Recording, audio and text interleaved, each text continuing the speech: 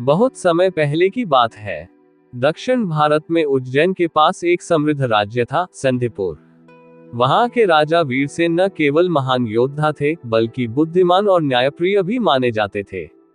उनके दरबार में एक वफादार सिपाही था, यशवंत, जो एक प्यादा था, लेकिन उसकी वीरता पूरे राज्य में प्रसिद्ध थी। यशवंत बचपन से ही दरिद्र था, लेकिन निष्ठावान और निडर था। राजा ने उसकी ईमानदारी और साहस देखकर उसे विशेष सिपाही बनाया था। एक दिन पड़ोसी राज्य कलिंग के राजा ने संदीपुर पर आक्रमण कर दिया। राजा वीरसेन जानते थे कि कलिंग की सेना बहुत विशाल है और उसे परास्त करने के लिए रणनीति, बलिदान और साहस तीनों की आवश्यकता है। राजा ने अपने सेनापतियों से सलाह ली। एक अनुभवी मंत्री ने सुझाव दिया, राजन, युद्धभूमि में शत्रु की सेना को भ्रमित करने के लिए हमें झूठा गुप्तचर संदेश भेजना होगा, ताकि वे अपनी सेना को गलत दिशा में मोड़े। लेकिन इसके लिए किसी को शत्रु के शिविर में घुसना होगा, एक ऐसे व्यक्ति को जो वीर हो, बुद्धिमान हो, लेकिन जिसके बलिदान से हमारी जनता क्रोधित न हो। राजा ने पूछा, कौन करेगा ये कार्य? सब मौन हो गए।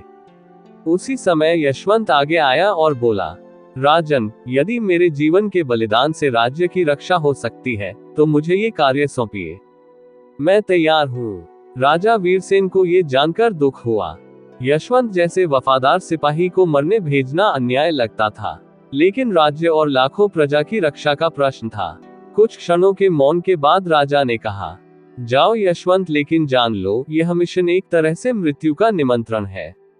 यशवंत मुस्कुराया, प्रभु, मृत्यु तो एक दिन आएगी, लेकिन मैं चाहता हूं वह दिन देश के लिए आए।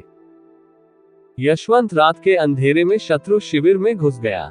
उसने वहां झूठी सूचनाएं फैलाई कि संदीपुर की सेना एक गुप्त मार्ग से आक्रमण करने वाली है।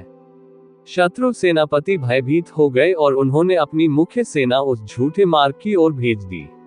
अगली सुबह वीरसेन की सेना ने सामने से हमला बोला। कलिंग की सेना भ्रमित और कमजोर थी और उन्हें बुरी तरह हार मिली। लेकिन यशवंत पकड़ा गया। उसे गुप्तचर और धोखेबाज कहकर सरेआम फांसी पर लटका दिया गया। राजा वीरसेन को जब ये ज्ञात हुआ कि यशवंत को मार दिया गया, तो वे टूट गए। उन्होंने उसकी वीरता के लिए राज्य में 3 दिन का शोक घोषित किया। यशवंत के परिवार को राज्य के सबसे सम्मानित स्थान पर बसाया गया और उसकी स्मृति में एक बलिदान स्तंभ बनवाया गया, जिस पर लिखा गया, यहाँ वह प्यादा सोया है, जिसकी मौत ने राज्य को जीवित रखा।